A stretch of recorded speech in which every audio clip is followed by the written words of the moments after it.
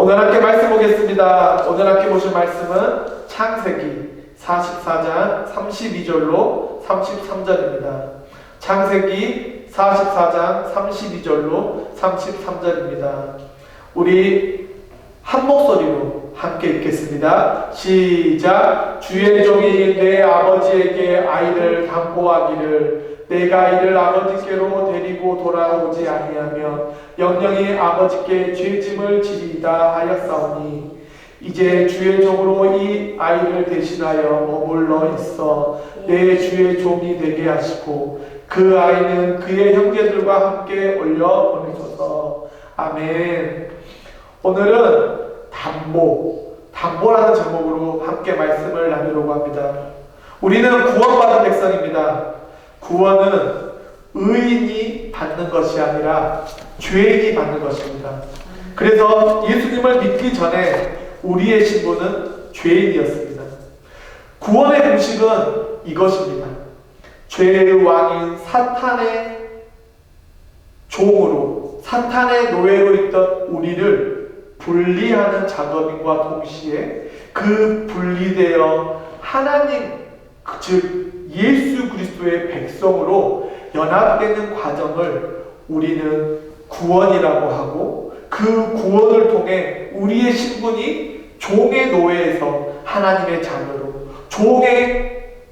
사단의 종에서 하나님의 백성으로 우리의 신분이 바뀌는 작업을 구원이라고 합니다. 그래서 우리는 구원받은 백성이고 언제 어디서나 죄인이 아닌 의인으로 살아가는 것입니다.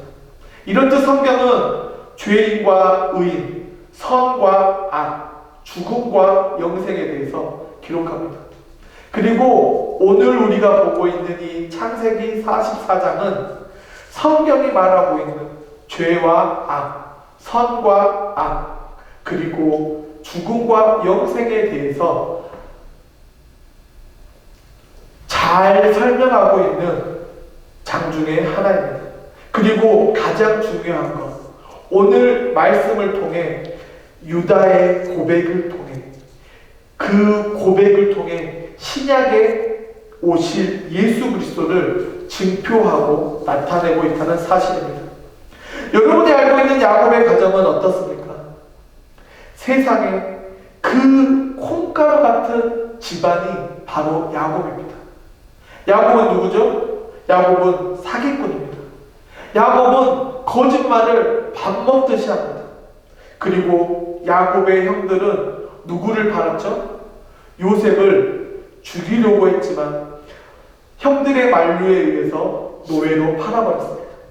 인간적인 생각에는 시기와 질투로 발생하는 것처럼 보이지만 하나님 입장에서는 요셉이 팔리는 것, 그리고 요셉이 애굽으로 가는 것, 그것이 하나님께서는 이미 계획하셨고 그 일을 통해 앞으로 닥칠 가뭄과 기근으로부터 온 세계를 구하는 방법으로 사용됐다는 것입니다. 그런데 그 과정은 어땠습니까? 요셉은 노예였고 총무였고 또 오해를 받아 죄인의 신분을 가졌습니다. 그런데 요셉의 삶을 보면 어떻습니까? 인내하고 참았습니다. 그리고 끝내 애굽의 2인자 자리, 총리의 자리에 올랐습니다. 이것이 하나님이 요셉을 통해 보여주시는 선택받은 자들에 대한 인도하심이며 하나님이 야곱의 가족들에게 베푸시는 그 구원의 여정의 완성을 보여주고 있다는 사실입니다. 이렇듯 하나님은 선택한 백성은 절대 포기하지 않으십니다. 인간적으로 실수하고 인간적으로 실패하고 인간적으로 낭만하지만 우리 하나님 입장에서는 신실하심으로 끝까지 포기하지 아니하시고 우리가 회개할 때에 우리를 회복시켜 주시고 우리를 다시 일으켜 주신다는 사실입니다. 왜냐하면 하나님은 한 번 작정하시면 끝까지 포기하지 않고 하나님이 원하는 그 자리까지 우리를 멱살이라도 잡아서 우리의 다리를 부러뜨려서까지 그 자리에 놓아두신다는 그 사실을 믿는 우리 모두가 되기를 간절히 축원합니다. 아멘. 오늘 우리가 보게 될 창세기 44장은 요셉 앞에 11명의 형제들이 서 있습니다. 10명의 형들과 그리고 막내 베냐민. 그들은 사실 명분도 모른 채 애굽의 총리 잔치에 초대되었습니다. 그리고 만찬에 많은 음식과 많은 포도주를 마시며 즐겁게 보냈습니다. 그리고 애굽 총리가 준 곡식과 음식들을 가지고 집으로 돌아갑니다. 그런데 집으로 돌아가는 길에 갑자기 애굽 총리가 보낸 사람들이 그들을 붙잡습니다. 그리고 베냐민의 자루에서 돈과 은잔이 발견됩니다. 왜 하필 그 베냐민의 자루에서 은잔이 발견되었을까요? 창세기 44장 1절로 2절에 보면 요셉은 자기 집안일을 맡은 하인에게 이렇게 지시하였다. 너는 각 사람의 자루를 가져다가 가져갈 수 있을 만큼의 양식을 채우고 각자의 돈도 그 자루에 넣어라. 그리고 제일 막내 동생의 자루에는 내 은잔을 넣고 그의 곡식값도 함께 넣어 주어라. 왜 베냐민의 자루에 은잔이 들어있었다고요? 바로 요셉이 시킨 것입니다. 요셉이 형제들을 시험하기 위해 전략적으로 베냐민의 자루에 은잔을 넣었습니다. 그리고 그 시험의 결과는 무엇이었습니까? 바로 18절입니다. 유다가 그에게 가까이 가서 말하였다. 총리께서 한 말씀만 드리겠습니다. 제발 저에게 노하지 마시고 총리께서는 왕과 다름이 없습니다. 유다가 이 문제를 해결하기 위해서 나섭니다. 예전 20년 전에 유다와 그 형제들은 요셉을 시기하고 요셉이 너무 꼴보기 싫어서 죽이려고 하다가 그 죽음의 죄책감을 이기지 못한 것을 자신들도 알기 때문에 애굽의 노예로 팔려 보냈습니다. 그런데 20년이 지난 지금 유다가 앞에 나섭니다. 왜죠? 그 문제를 해결하기 위해서. 그냥 베냐민 혼자 그 죄를 덮어 쓰는 것을 막기 위해서 지금 유다가 그 문제를 해결하기 위해 앞으로 나섭니다. 그런데 유다의 말투가 어떻습니까? 그의 태도와 어조, 공성과 존경이 묻어납니다. 드리겠습니다. 노하지 마십시오. 다름이 없습니다. 유다에 무엇을 나타내고 있습니까? 애굽 총리 그를 향해 그 문제를 해결하기 위해서 그의 겸손함과 예의를 갖추고 진실함으로 그리고 진지함으로 그 문제를 해결하기 위해 그 문제를 직면하고 있다는 사실입니다. 즉 유다가 세월이 지나면서 그의 삶에 11명의 형제 중에 그가 성숙하였고 그가 모든 형제 중에 리더로 섰다는 그 사실을 우리는 확인할 수 있습니다. 왜 그런 걸 확인할 수 있냐면 지금 유다는 첫째가 아닙니다. 예수님의 족보를 보면 항상 첫째들이 족보에 첫 번째 있는데 야곱과 유다는 첫째가 아닙니다. 그런데 이 일을 통해 유다가 리더의 자리에 오르고 있다는 사실입니다. 왜 유다가 지금 리더의 자리에 올랐을까요? 우리는 그것을 알기 위해 창세기 38장을 보아야 합니다. 사실 창세기 38장은 매우 부끄러운 장입니다. 우리가 그 38장은 없애버리고 싶은 장입니다. 그런데 왜 갑자기 38장을 창세기에 집어넣었을까요? 사실 37장은 이렇게 끝납니다. 요셉이 보디발에게 팔렸다.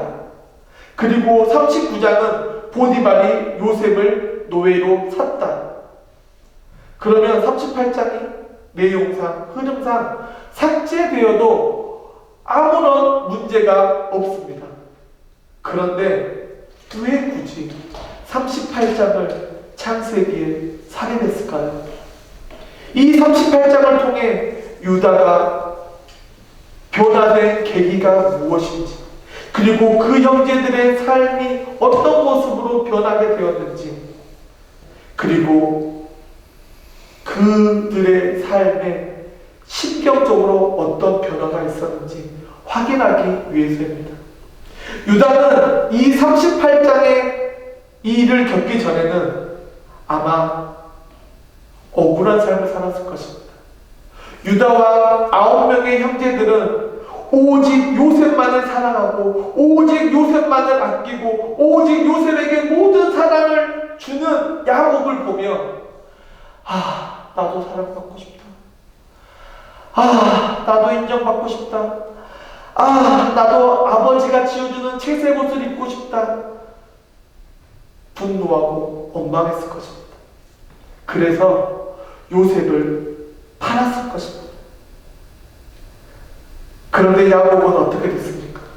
그 요셉을 잃었다는 그 상실감과 그 허무함과 그 오직 요셉에 대한 그 심정으로 모든 것을 잃은 것처럼 허무하게 살았습니다.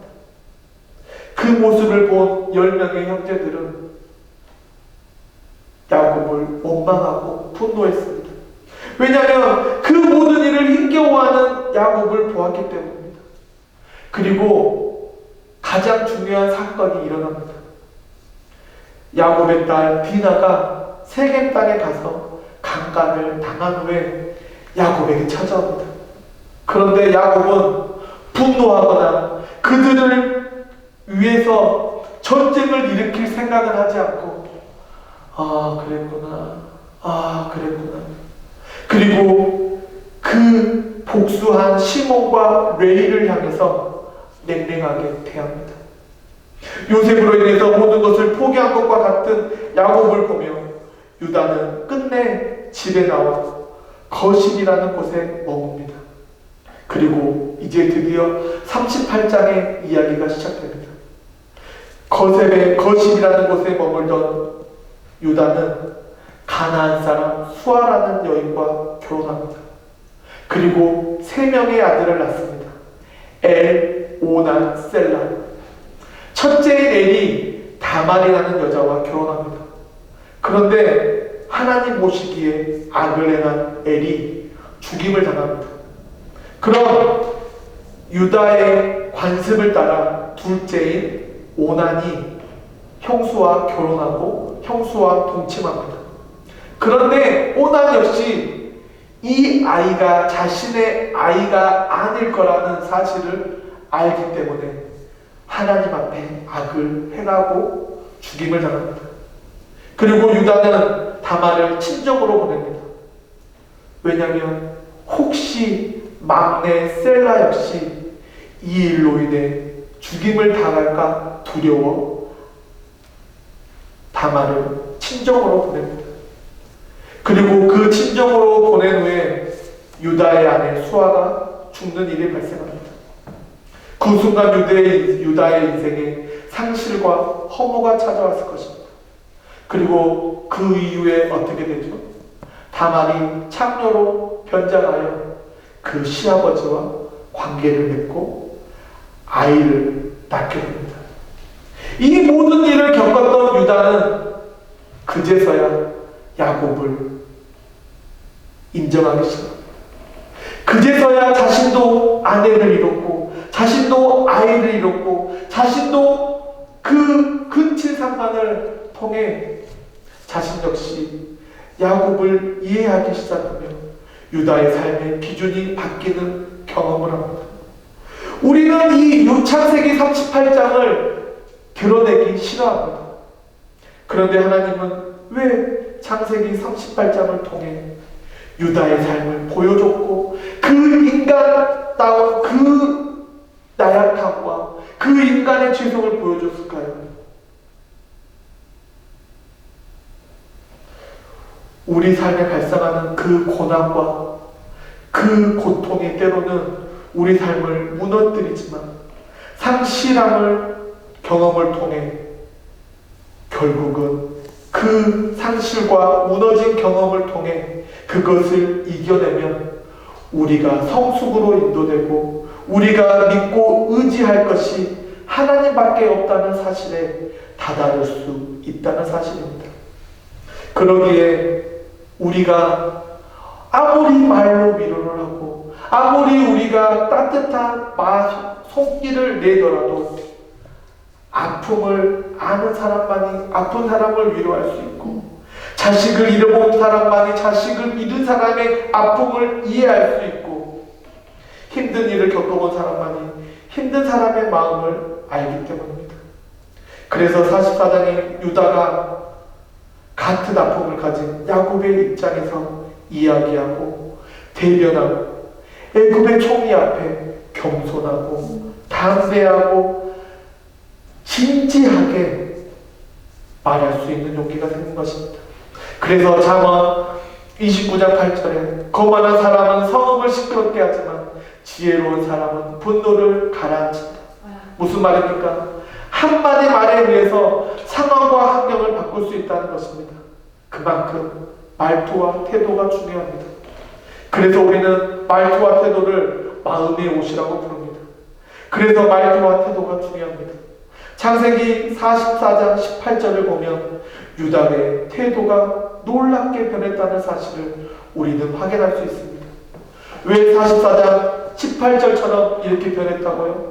바로 38장의 겪은 일을 통해 유다가 변화했고 유다가 성숙했고 유다가 성장했고 조금 더 아버지 야곱을 인생의 삶을 통해 이해하고 나아갈 수 있었다는 사실입니다.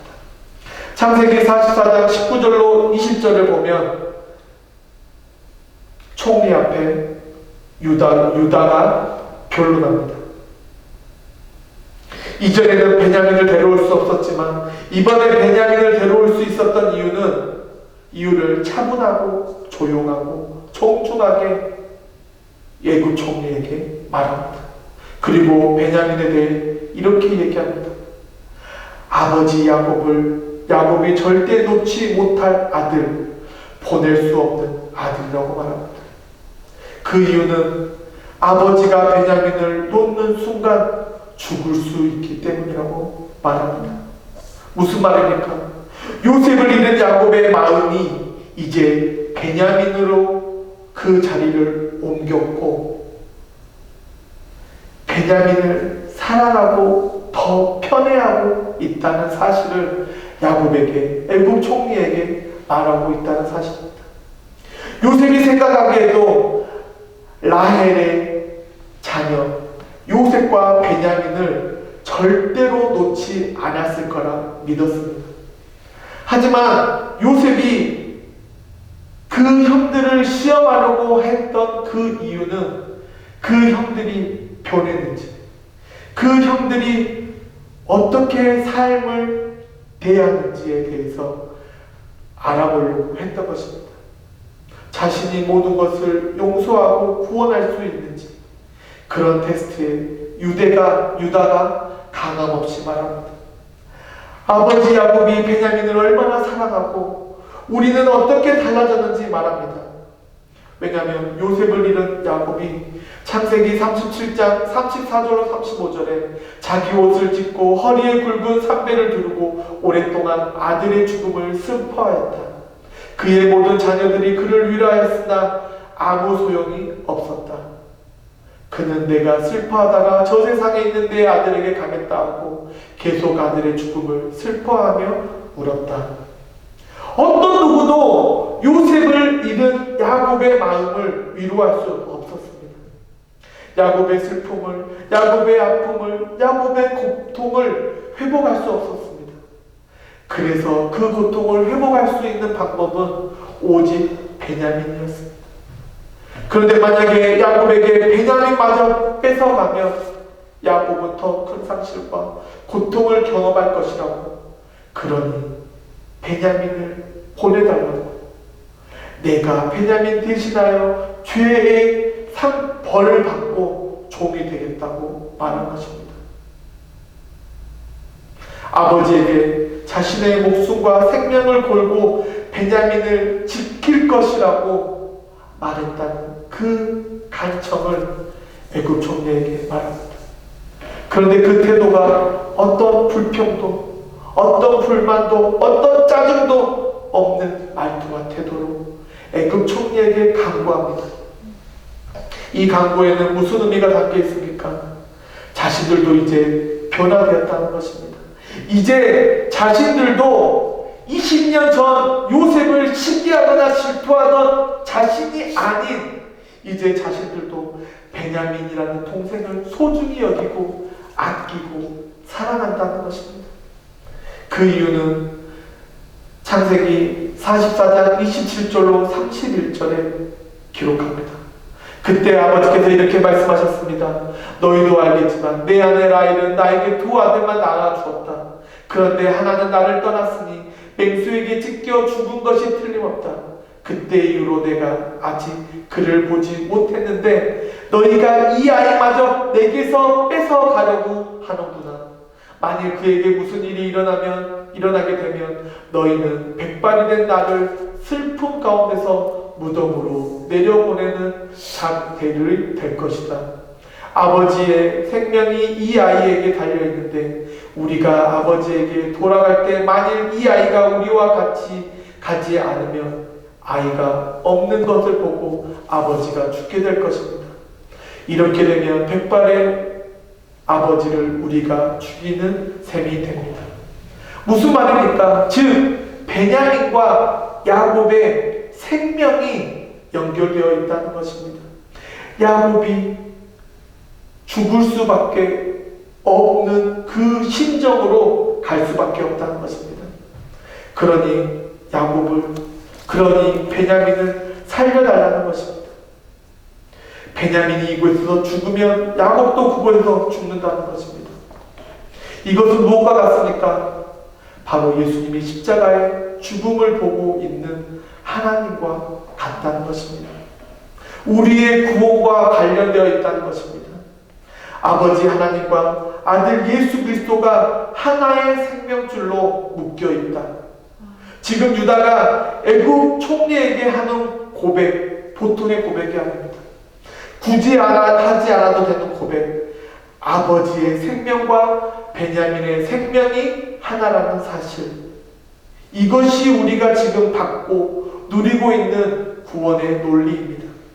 우리가 예수님을 믿음으로 우리의 생명이 사단과 나누어졌고 그 끊어진 줄이 이제 하나님과 예수 그리스도가 하나 된 그 생명에 연결되어 있다는 것입니다.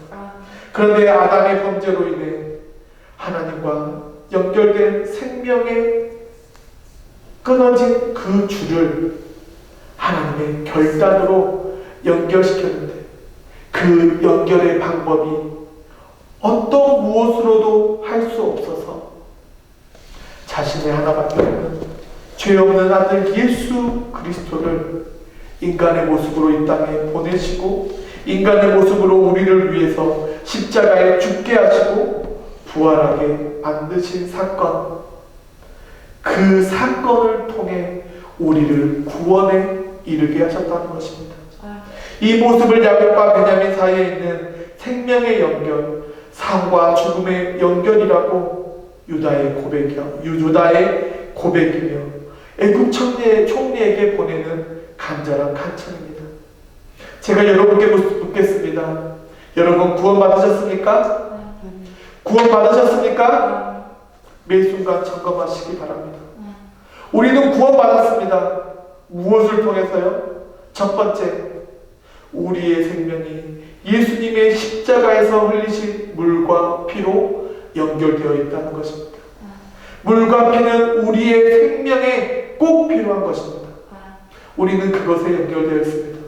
그리고 두 번째로는 우리가 지금 이 드려지는 행위, 예배드리는 행위, 누구에게 하나님께 예배드리는 이 행위를 통해 우리는 구원받았다는 사실을 확신할 수 있다는 것입니다. 구원받지 못한 자들은 절대로 하나님을 찬양하지 못합니다. 절대로 하나님을 예배하지 못합니다. 절대로 하나님을 부르지 못합니다. 왜냐하면 예수님의 십자가의 죽음과 부활을 믿지 못하기 때문입니다.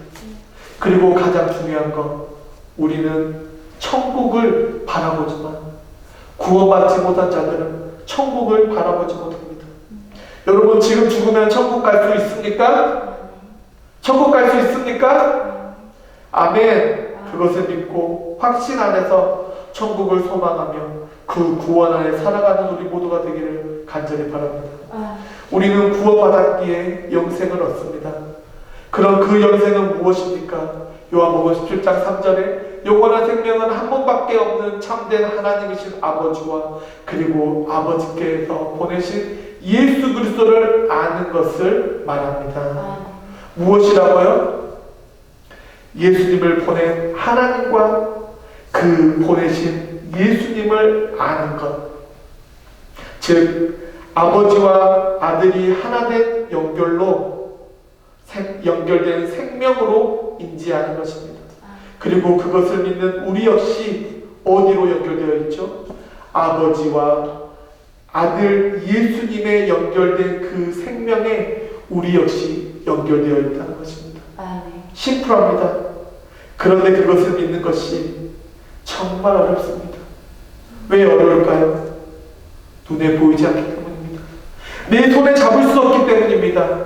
수학적으로, 물리적으로 설명할 수 없기 때문입니다.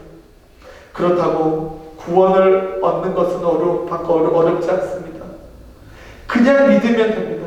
그냥 인정하면 됩니다.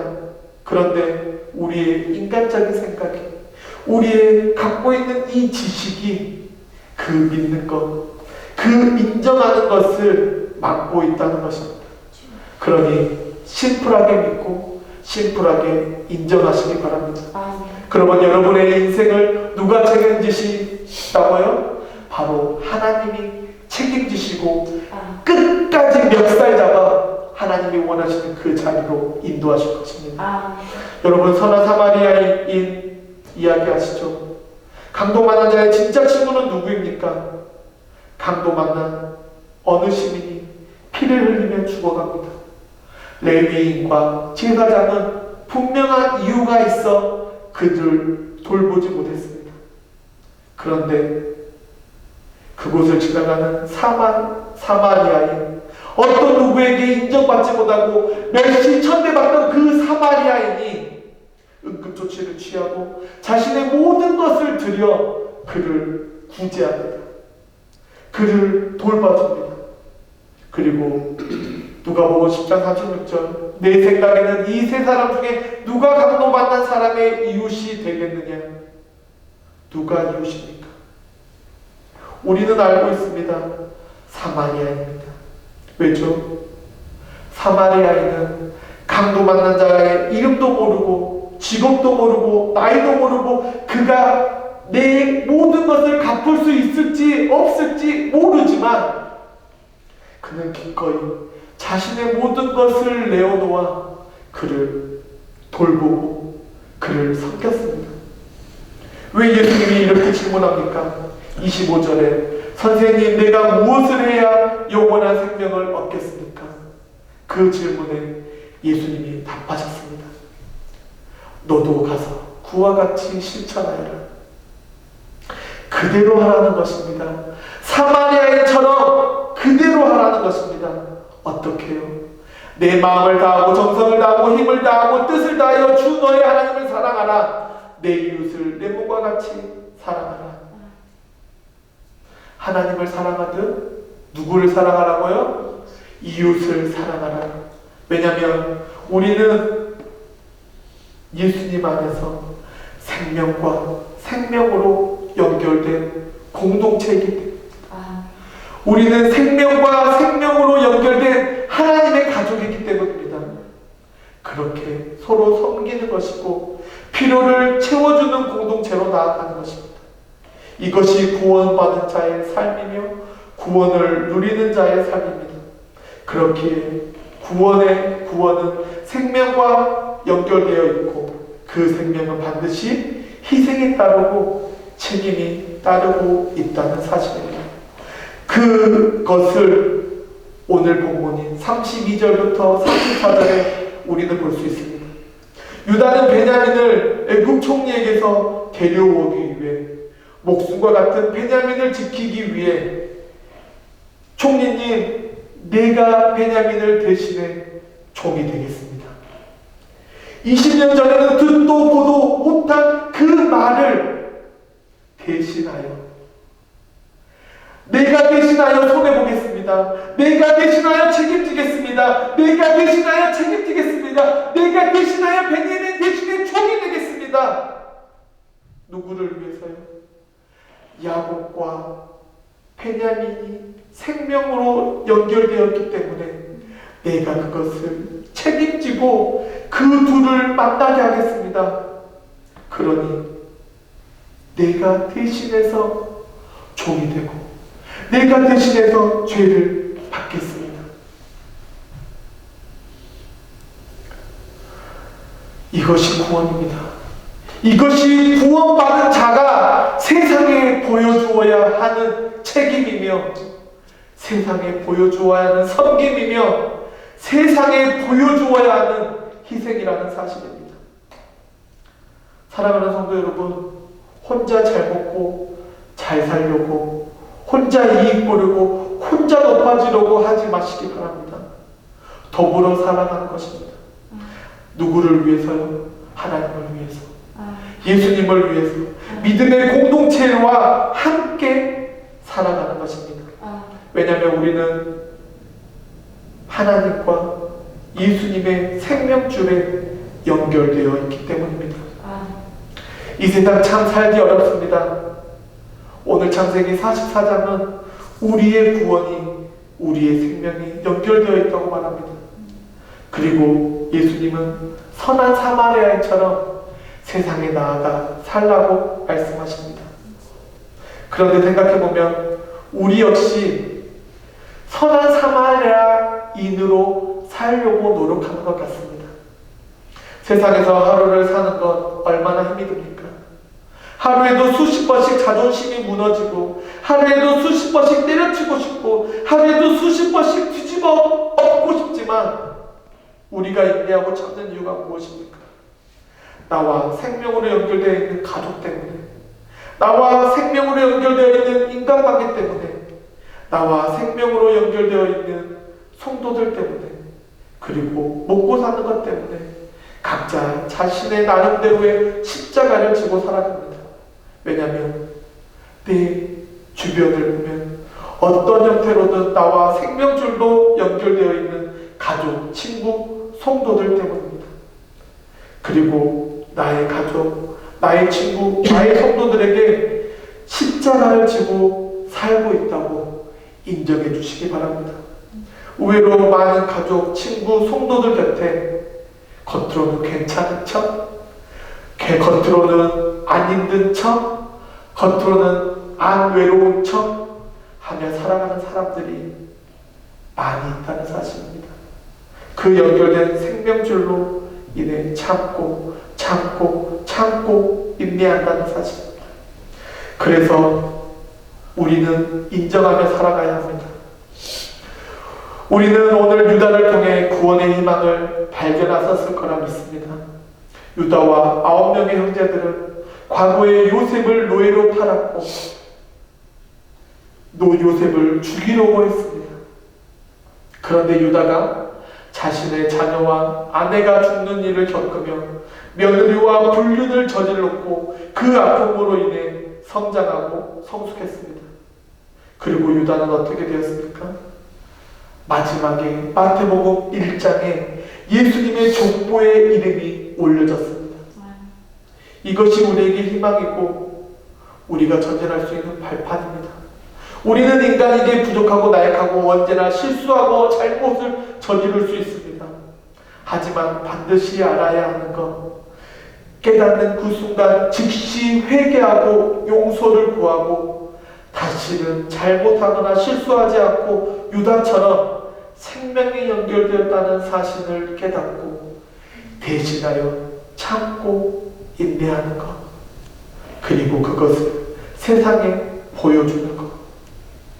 구원을 받으면, 믿음이 생기면 사람이 어떻게 이렇게까지 변할 수 있는지 세상에 보여주어야 한다는 사실입니다. 신약을 보면 삶의 기쁨을 찾기 위해 5번 결혼한 사마리아 우물가의 여인이 등장합니다. 그런데 그 여인이 세상적으로 기쁨을 찾기 위해, 세상적으로 쾌락을 찾기 위해 5번이나 결혼했지만 끝내 예수님을 만나고 평생 예수님으로 만족하고 평생 예수님을 전하며 살았다는 사실입니다. 그리고 평생 바리새인으로 율법에 갇혀 예수쟁이를 잡으러 다니던 사울, 예수님의 부르심 앞에 순종함으로 바울이 되어 복음을 전하는 일에, 곤장을 맞는 일에, 침뱉음을 당하는 일에 헌신했습니다. 우리도 할 수 있습니다. 왜냐하면 우리도 하나님과 예수님의 하나된 생명줄에 연결된 구원받은 백성이기 때문입니다. 그러니 때로는 넘어져도 오뚜기처럼 다시 일어나시길 바랍니다. 때로는 낙심해서 쓰러져도 오뚜기처럼 다시 일어나시길 바랍니다. 그리고 우리에게 주신 그 구원의 길을 참고 인내함으로 걸어가시길 바랍니다. 왜냐하면 하나님과 예수님의 하나된 생명줄에 연결된 하나님이 세상에 보내신 우리는 마지막 빛이고 마지막 소금이기 때문입니다. 그러니 조금 더 인내하시고 조금 더 참고 조금 더 나누고 조금 더 섬기고 조금 더 가까이 다가가 인정하고 믿고 섬기며 세상을 향하여 예수 그리스도의 사랑과 기쁨과 은혜를 선포하는 우리 모두 되기를 간절히 축원합니다. 축원합니다. 기도하겠습니다. 우리를